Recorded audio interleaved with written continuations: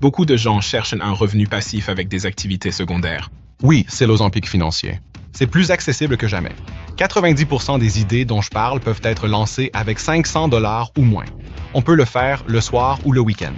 Donc dans ces 3 valises devant moi, j'ai 3 montants d'argent différents. Pendant la conversation, je te passe une boîte. Ton rôle est de dire quel type business tu lancerais avec cette somme d'argent. Ça me va. Allons-y. Connu comme le roi des side hustles, Chris Kerner a lancé plus de 80 entreprises, gagnant des millions au passage. Ce serial entrepreneur va nous apprendre à adopter un état d'esprit entrepreneurial et à lancer des entreprises simples et rentables avec peu d'argent. Beaucoup font face à des difficultés financières et voient un side hustle comme solution. Ayant grandi dans la pauvreté, l'entrepreneuriat m'a permis de prendre ma vie en main.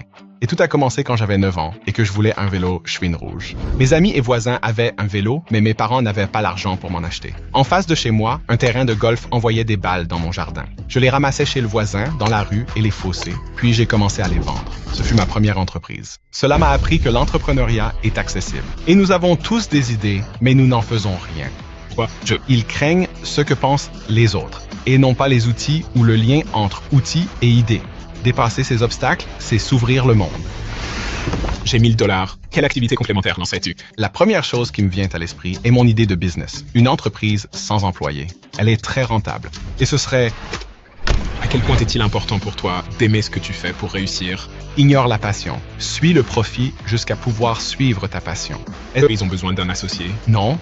Si tu regardes les statistiques sur les taux d'échec des entreprises avec cofondateurs, ils sont plus élevés que celles fondées en solo. Comment quelqu'un valide une idée de business? Si je devais choisir un outil, c'est un outil qu'une personne sur 4 utilise chaque jour. C'est tout ce qu'il te faut, là, tout de suite.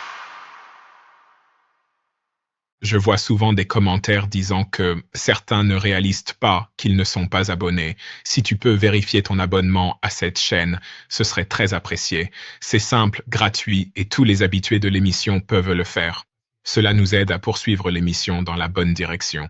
Alors s'il te plaît, vérifie bien si tu es abonné et merci infiniment parce que d'une certaine façon, tu fais partie de notre histoire et tu fais ce voyage avec nous et je t'en suis reconnaissant. Donc oui, merci.